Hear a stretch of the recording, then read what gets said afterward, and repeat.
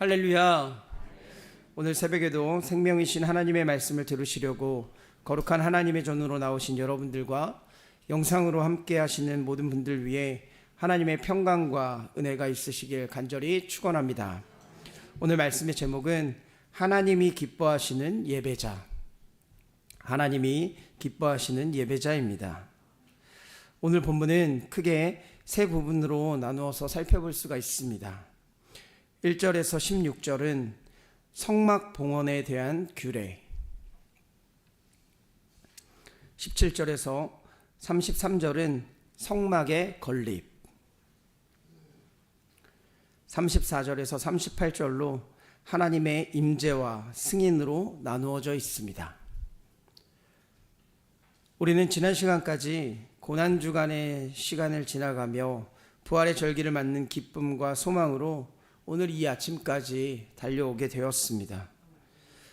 누가복음을 통해 예수 그리스도의 나심으로부터 시작해 그분의 사역이 어떻게 이루어지고 있는지와 또한 자신의 메시아됨, 메시지를 선포하는 장면들 등 여러 가지 말씀을 통해 우리가 분명히 은혜를 받은 줄 믿습니다. 그리고 지난 한 주 우리는 고난주간으로 보내게 되었습니다. 예수님께서 우리를 위해서 십자가에 달려 돌아가신 사건, 전적인 하나님의 말씀에 순종함으로 우리의 모든 것을 대신 감당하시는 예수님의 모습을 지켜볼 수가 있었습니다. 십자가 처형으로 인해 고난과 수치를 당하셨음에도 불구하고 우리는 부활의 수망을 맞는 부활절을 어제 지키게 되었습니다. 십자가는 고통과 수치로 끝나는 것이 아닌 부활의 영광, 그리고 다가올 소망의 확증을 보여주는 것이 바로 부활이라는 것을 깨달을 수 있었습니다. 이 사순절의 절기와 부활절을 통해 우리의 삶과 내면에 영적인 깨달음이 분명히 있으셨을 줄 믿고 또 한 번 예수님과 깊이 동행하는 시간이 되어 주셨을 줄 믿습니다. 그리고 나서 오늘은 출애굽기 40장의 말씀을 함께 여러분들과 살펴보려고 합니다. 지난 사순절 시작 전에 제가 출애굽기 39장까지의 말씀을 여러분과 함께 나누었었습니다. 성막의 제작의 과정, 그리고 제사장의 옷을 통해 하나님의 사람이 살아가는 모습에 관한 말씀을 여러분과 나누었었습니다. 그리고 오늘 40장의 말씀으로 출애굽기는 마무리가 될 것입니다. 하나님은 모세에게 성막을 세우고 아론과 아들들을 제사장으로 위임하라 라고 말씀하셨습니다. 첫째 달 1일에 성막을 세우는데 증거계와 상과 등잔대, 향단을 놓고 뜰에 번제단과 물두멍을 놓은 뒤 모든 기구에 관유를 발라 그것들이 거룩해야 된다라고 말씀하셨습니다. 또 아론과 그 아들들에게 기름을 부어 제사장의 직분을 행하게 해야 한다고도 말씀을 하셨습니다. 출애굽한 지 둘째 해 첫째 달 1일에 성막을 다시 한번 세우게 됩니다. 모세는 성막을 세우고 증거판을 넣은 궤를 시작으로 북쪽에 떡상과 진설병을, 남쪽에 등잔대를, 휘장 앞에 금양단을 놓고 회막 바깥에 번제단과 물두멍을 놓는 모습을 그리고 있었습니다. 뜰에 포장을 치고 휘장을 다는 것으로 하나님이 명령하신 모든 역사를 마치는 것으로 출애굽기 40장의 말씀이 마치게 되는 것을 살펴볼 수가 있었습니다. 그렇다면 오늘 본문을 통해 과연 하나님이 기뻐하시는 예배자, 이 예배자는 어떤 사람들인가에 대한 영적인 교훈과 기도의 제목을 삼고자 합니다. 첫째로 첫 시간을 하나님과 함께 하라입니다. 하나님께서는 성막과 모든 기물의 제작이 끝나자 성막을 세우고 기물들을 안치하라고 명령하셨습니다. 하나님이 성막을 세우라고 하신 날짜가 출애굽한 다음 해 1월 1일이었습니다. 애굽의 노예 생활에서 벗어난 후 맞이하는 새해 첫날, 하나님의 성막과 함께 이스라엘이 새로운 출발을 하는 날이 되었다는 겁니다. 우리는 흔히 첫 단추를 잘 끼우면 뒤의 일이 순차적으로 잘 이어지게 된다라고 말을 합니다. 그러나 첫걸음이 잘못되면 나머지도 제대로 될 수가 없다는 것도 우리는 잘 알고 있습니다. 우리가 송구영신 예배를 드리는 것, 또한 한 해를 보내는 감사함과 맞이하는 한 해를 하나님으로 시작하는 것이라는 의미를 담고 있다는 것을 가지고 우리는 송구영신 예배를 드렸었습니다. 그것은 시작이 하나님으로 시작을 한다는 의미를 담고 있습니다. 이스라엘 백성들도 마찬가지였습니다. 한 해를 시작하는 첫날에 하나님이 명하신 성막을 세우게 된 것은 매우 뜻깊은 일이 되었다라는 것이었습니다. 이스라엘 백성이 출애굽 후 1년 동안 어려운 난관을 극복하고 드디어 모든 준비를 마치고 새해 첫 시간에 하나님의 성막을 세우게 된 것은 놀라운 은혜이자 이들에게 복이 되었다라는 것이었습니다. 그도 그럴 것이 얼마나 많은 일들이 이스라엘 백성들에게 있었겠습니까? 출애굽해서 나오자마자 마주했던 것, 이스라엘 백성들이 마주쳤던 것이 홍해였습니다. 이스라엘 백성들은 그 홍해 앞에서 좌절을 했고 또한 불평을 했습니다. 아무것도 없는 신세, 징태양난에 빠졌던 이스라엘에게 하나님은 홍해를 가르시는 기적을 보여주셨었습니다. 그리고 나서의 과정도 결코 쉽지 않았습니다. 하나님께서는 광야로 이스라엘 백성들을 몰아가셨고 이스라엘 백성들은 그 광야살이에서 다시 불평과 불만을 갖게 되었습니다. 하물며 더 나아가 애굽으로 돌아가서 노예의 생활을 하는 것이 좋다고 말하는 백성들이 있을 정도로 아주 이스라엘 백성들에게는 심각한 상황 가운데 살아가는 모습이었습니다. 그때 하나님은 이스라엘 백성에게 만나와 메추라기를 주셨고 또한 마실 물도 내어주시는 모습을 보여주셨던 분이 바로 우리의 하나님, 참 좋으신 하나님이셨습니다. 이스라엘 백성은 그렇게 모든 난관을 극복하고 지금 출애굽을 하여서 1년의 시간을 보낸 후 하나님이 명령하신 모든 것을 만들고 난 후 첫 시간을 보내고 있는 시간이 바로 오늘 출애굽기 40장의 말씀입니다.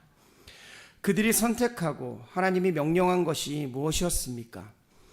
예배자로 하나님과 함께 할 수 있는 시간을 주신 것이 바로 그것이었습니다. 하루의 첫 시간, 한 달의 첫날, 한 해의 초하루를 하나님과 시작할 수 있다는 것을 생각해 보면 얼마나 우리에게 놀라운 은혜입니까? 그래서 우리들 또한 이 첫 시간, 첫 시작, 하루의 시작을 거룩한 제단에 올라와서 시작하는 것이 아니겠습니까? 이스라엘 백성들, 우리와 마찬가지였습니다. 출애굽하여 1년이 되는 첫날, 첫 시간을 하나님께서는 성막을 통하여 백성들로 하여금 출애굽하게 하신 의미를 깨닫게 하는 것이 바로 오늘의 본문의 말씀입니다. 하나님께 대대로 이날에는 찬양과 경배를 드려야 한다라는 의미를 가지고 있다는 겁니다. 사랑하는 여러분, 창세기 26장 말씀에 보면 이삭이 브엘세바로 이주하는 장면이 나타나고 있습니다.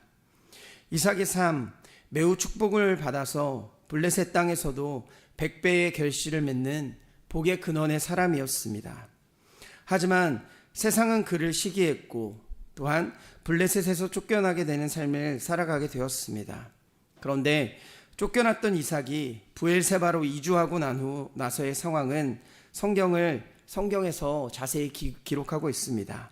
창세기 26장 24절에서 25절 말씀입니다. 그 밤에 여호와께서 그에게 나타나 이르시되 나는 내 아버지 아브라함의 하나님이니 두려워하지 말라. 내 종 아브라함을 위하여 내가 너와 함께 있어 내게 복을 주어 내 자손이 번성하게 하리라 하신지라. 이삭이 그곳에 제단을 쌓고 여호와의 이름을 부르며 거기 장막을 쳤더니 이삭의 종들이 거기에서도 우물을 팠더라. 이삭은 낯선 곳에 이주하며 처음 자신의 장막을 세우는 것이 아니라 하나님께 제단을 먼저 쌓았다라고 성경은 기록합니다. 하나님께 예배를 하였다는 겁니다. 바로 시작을 하나님과 함께하는 예배자의 모습을 보여준 사람이 바로 이삭이었습니다. 우리의 삶 또한 예배자로 우선순위가 하나님이 되어서 하나님을 먼저 경외하고 예배하는 자들이 되어야 할 줄 믿습니다. 우리의 삶이 예배가 우선이 될 때 하나님은 우리를 그냥 내버려 두시지 않습니다. 우리의 삶을 윤택하게 만들어 주시며 복의 근원으로 살아가게 하실 줄 분명하게 믿습니다. 오늘도 시작을 주님과 함께 하시는 것처럼 평생에 하나님을 먼저로 우선순위를 하나님으로 생각하시며 살아가시는 사랑하는 광림의 권속들이 되시길 간절히 축원합니다. 두 번째는 제자리를 지켜라입니다. 하나님은 성막을 짓게 하시고 봉헌하게 하시기 위한 모든 작업을 이제 마치셨습니다. 그리고 그 시작은 출애굽한 지 1년 되는 날 첫날을 기점으로 잡으셨다라고 말씀드렸습니다. 성경이 이를 중히 여기고 있는 것은 이스라엘 백성의 출애굽 사실이 전적으로 하나님께 있었음을 고백하기 위함이었고, 또한 하나님이 주권자가 되셔서 이스라엘 백성을 하나님이 지키시고 보호하신다는 의미를 담고 있었습니다.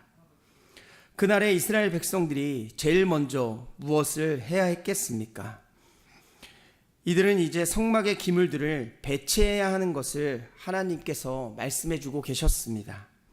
성막을 세운 후 증거궤를 들여놓고 휘장으로 그 궤를 가리라 라고 말씀하십니다. 또한 상을 들여놓고 그 위에 물품들을 진설하며 등잔대를 들여놓고 불을 켜라 라고 명령하셨습니다. 그 다음에 향단을 증거궤 앞에 두며 성막 문에는 휘장을 달고 번제단을 회막의 성막 문 앞에 놓았습니다. 물두멍을 회막과 제단 사이에 놓고 물을 담는 모습도 기록되고 있습니다. 뜰주에 포장을 치며 문에 휘장을 달라라는 아주 긴 말씀을 하나님께서는 출애굽기 40장을 통해서 말씀하고 있습니다. 또한 둘째 해에도 비슷한 모습으로 계속해서 17절 이후의 말씀에 나타내고 있습니다. 하나님을 명령을 하셨고 그 기구들을 성막 안과 밖 하나님이 말씀하신 대로 필요한 용도대로 제자리에 배치하는 모습을 이스라엘 백성들은 보여주었다는 겁니다. 아무리 성막과 기물들을 훌륭하게 제작했다 해도 그것들이 제자리를 잡기까지는 그 기능들을 제대로 발휘할 수 없기 때문에 하나님은 그것을 제자리에 두라라고 말씀을 하셨다는 겁니다. 어떤 것이든 하나님이 의도하신 일을 이루기 위해서는 적절한 자리에 있어야 한다는 그런 말씀이었습니다. 성막 봉헌은 단순히 드림을 의미하지 않고 모든 것을 적재적소에 배치해서 하나님의 뜻에 맞게 사용되도록 하는 것을 의미하고 있다라는 것을 깨달을 수 있어야 합니다. 아무리 훌륭한 사람도 그가 있는 자리에서 쓰임을 받지 못한다면 하나님이 맡기신 사명을 감당할 수 없게 될 수 있습니다. 군대도 마찬가지입니다. 제자리에 적재적소에 맡은 사람이 있어야 하며 전쟁의 모든 기구들도 제자리에 있어야 그 기능을 제대로 할 수 있다는 것을 우리는 분명히 깨달을 수가 있을 것입니다. 그래서 예배자, 참된 하나님을 예배하는 자는 제자리에 있는 것이 중요하다는 겁니다. 예배자는 하나님을 예배하는 자리에 있어야 한다라고 말씀을 하고 있다는 겁니다. 그 자리를 끝까지 사수해야 된다라는 겁니다. 충성이라는 것은 자기가 있어야 할 자리를 지키며 맡은 일에 최선을 다하는 것이라 할 수 있기 때문입니다. 우리는 우리를 부를 때 흔히들 예배자다라고 말씀을 합니다.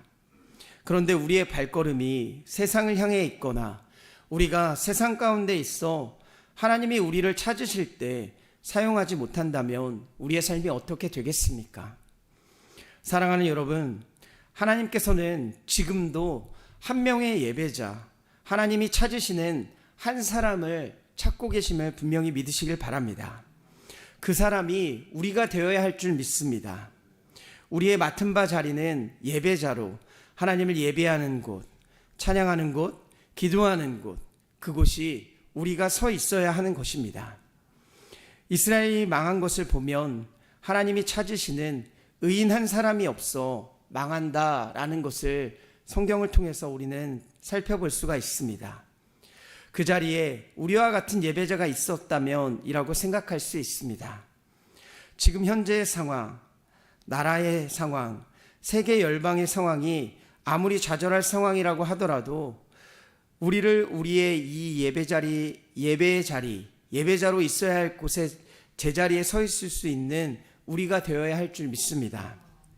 오늘도 예배 자리에서 하나님을 마음껏 찬양하며 부르짖고 하나님의 예배자로 하나님의 기쁨으로 살아가실 수 있는 사랑하는 광림의 권속들이 되시길 간절히 축원합니다. 끝으로 말씀대로 행하라, 말씀대로 행하라입니다. 오늘 말씀의 제목, 하나님이 기뻐하시는 예배자였습니다. 예배를 드리려면 오늘 중요한 것들이 있었습니다. 성막이 있어야 했으며 그 안에 기구들이 있어야 했었습니다. 그런데 그 중에 중요한 것이 있었는데 그것이 바로 제사장이라는 사람이었습니다. 제사장이 제 역할을 해야 하나님께 제사를 드릴 수 있었기 때문에 그렇습니다. 그래서 건물, 조직, 프로그램도 중요하지만 하나님을 섬기는 그분의 일을 하는 사람이 더욱 중요하게 된 겁니다. 자기의 역할을 제대로 감당하는 예배자들이 있어야 한다는 겁니다. 하나님 그 중심에 제사장을 세우셨고 이제 그 일들을 감당하도록 각자의 역할을 배분해 주셨습니다. 그래서 사람을 세우는 것이 너무나도 중요한 것입니다. 그리고 그들은 하나님의 명령대로 모든 것을 진행하는 모습을 살펴볼 수 있습니다. 그래서 오늘 본문 출애굽기 40장에 가장 많이 나타나고 있고 반복되고 있는 말씀이 무엇이냐? 하나님이 명령하신 대로라는 말씀이었습니다. 성막을 세우고 기물들을 안치하는 과정에도 같은 말씀을 계속 반복해서 하는 것을 살펴볼 수가 있다는 겁니다. 19절과 21절, 23절, 25절, 27절, 32절까지 계속해서 여호와께서 모세에게 명령하신 대로 되었다라는 것을 우리는 성경을 통해서 확인할 수 있습니다. 여기서 우리는 이스라엘 백성의 감격이 단지 모든 일을 마쳤다는 데 있지 않은 것을 알 수 있습니다.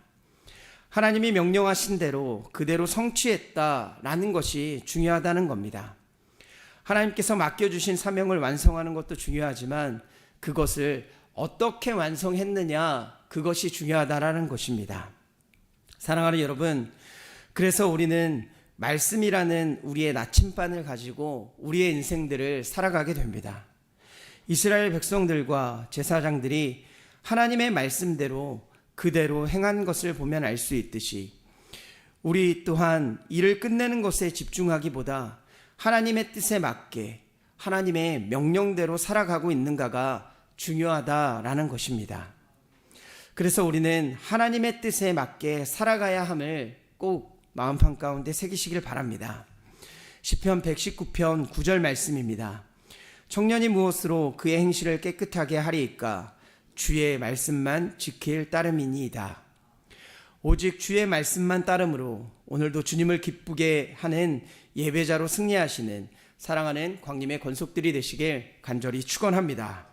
기도하겠습니다. 사랑과 은혜가 풍성하신 하나님, 오늘도 거룩한 하나님의 제단으로 올라와 생명이신 하나님의 말씀을 듣게 하시며 또한 말씀을 통해 우리에게 영적인 깨달음을 더하여 주심에 감사를 드립니다. 오늘 주신 말씀으로 우리가 하나님의 예배자로 살아갈 수 있는 귀한 주님의 자녀들 될 수 있도록 인도하여 주시옵소서. 매 시간 우선순위를 하나님께 두며 하나님과 함께 할 수 있는 우리들 될 수 있도록 인도하여 주시며 우리가 맡은 자리, 이 예배의 자리를 끝까지 사수하며 살아갈 수 있는 귀한 믿음의 자녀들 될 수 있도록 역사하여 주시옵소서. 출애굽기 40장을 마치며 하나님께서는 이스라엘 백성들에게 하나님의 말씀대로 행하여 살라라고 말씀하셨습니다. 우리도 하나님의 말씀에 따라 살아갈 수 있는 귀한 주님의 자녀들이 되어 이 세상 가운데 하나님의 말씀으로 승리하며 살아갈 수 있는 귀한 믿음의 자녀들 될 수 있도록 인도하여 주시옵소서. 오늘 주님께서 베풀어 주신 은혜와 사랑을 기억하며 마음과 정성을 다해 예물을 드린 손길들이 있습니다.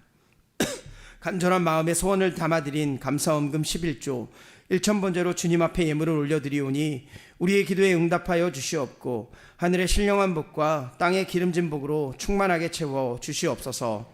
또한 몸과 마음이 아픈 영혼들이 있습니다. 주님께서 아픈 부위에 친히 안수하여 주시사 치유의 능력이 나타나고 깨끗하게 회복시켜 주시옵소서. 그렇게 하실 줄 믿고 감사드리며 사랑이 많으신 예수 그리스도의 이름으로 기도드리옵나이다. 아멘. 이 시간